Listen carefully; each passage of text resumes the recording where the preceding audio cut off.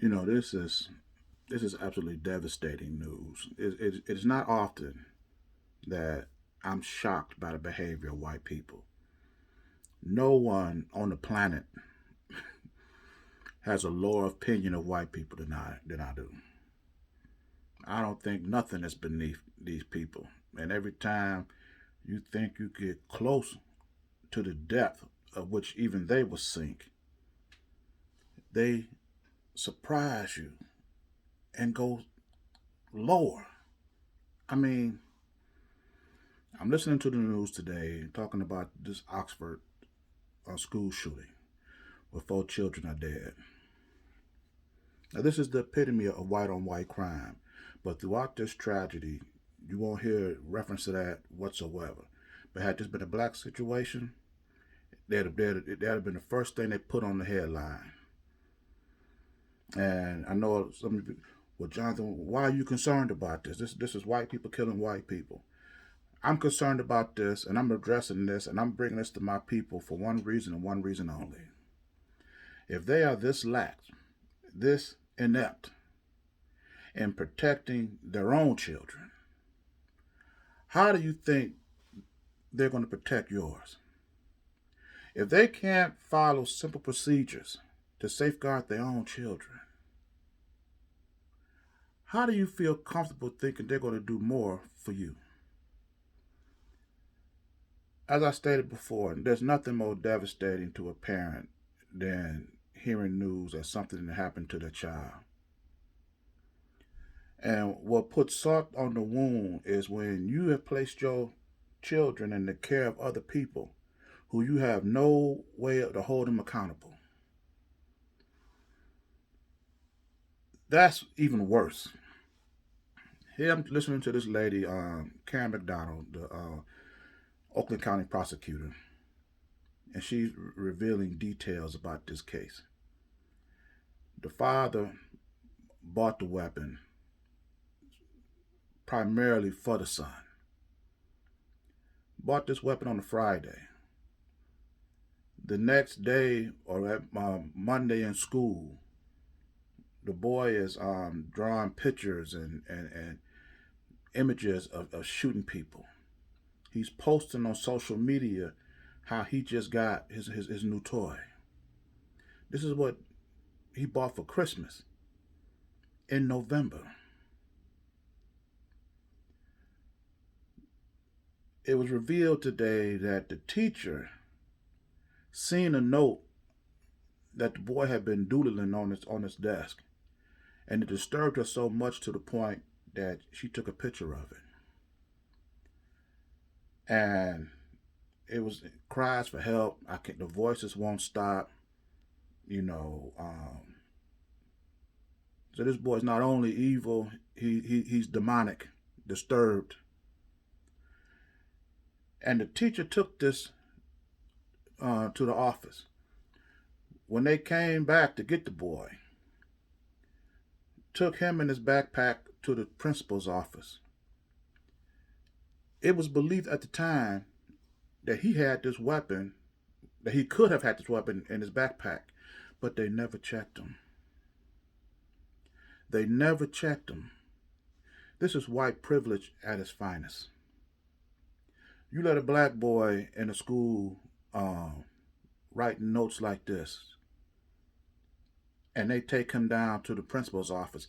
They separating him from his backpack. They're going to go through that thing like a fine tooth comb. He won't be able to have a tic tac in there without them coming across it.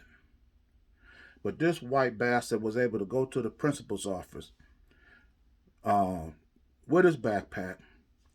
His parents were brought in there. And then upon leaving later on, the mother sends a text message to the son, not addressing the issue, but talking about some, you can't get caught with it. They know this boy is sick.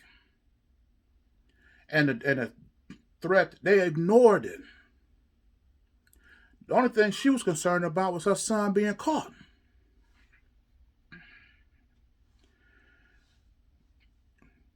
The teacher obviously was afraid of this boy because she took a picture of the letter.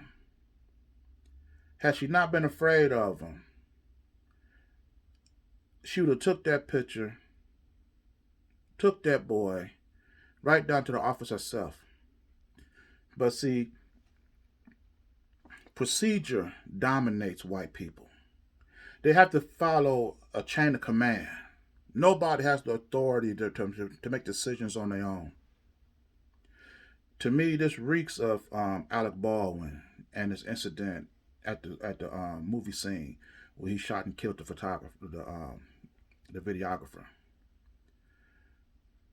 They have what they call a prop master who handles all the weapons.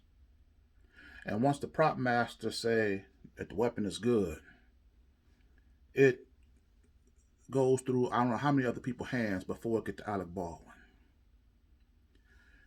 To me, if you exercise gun safety for everybody, no matter if you have a prop master or not, every hand that touched that weapon need to check it to make sure that it's safe before you hand it to somebody else. That way, there's no way a gun can get from the prop master to Alec Baldwin and then you use it in the scene and kill somebody. Because every person that received this weapon would have checked it and verified that it's of its safety. Ain't no telling who did what to that gun by the time it left the prop master hand to the actor. The teacher was so convinced or satisfied that all she had to do was report this boy to somebody else and let them decide. She should have took the lead on this. Don't just pass this weapon off to somebody else and you can relieve yourself of your responsibility. It is up to every person's responsibility that come in contact with this boy at the moment y'all found out that he was this demented, this sick, this evil, had just received the weapon, got the weapon from his father, searching online in school on what about ammunition, and then the next day this boy come and shoot people. When you had him in the principal's office around several different people and not one of y'all check his bag. Not one of y'all checked his bag. And then you charge the parents for 4 counts of negligent homicide. Well, to me, everybody in that school should be also charged. The teacher, the principal, everybody else. And especially for when y'all had this little devil in your presence, under your control, you give the parents 48 hours to get this boy some help. 48 hours. You give this devil 2 more whole days to roam the street before he get help. He shouldn't have been given 4 minutes. The school should have had somebody in their network that he could have went to right there on the spot. You can't let these parents who obviously don't care because you don't buy a weapon, a semi-automatic weapon for a child and don't know his mental state. This boy didn't suddenly go crazy. You give these people 48 hours to find some help for this boy. And you don't know who they took him to. And then to add more salt to the wound, you let this fool go right back to class. Well, other people's children. And there's not a parent, black or white, that send their child to school and don't trust that you're going to do the most you can to protect their child. Because if I know my child is not your number one priority, then you shouldn't leave your children there. When I'm sitting here listening to this, and I'm devastated.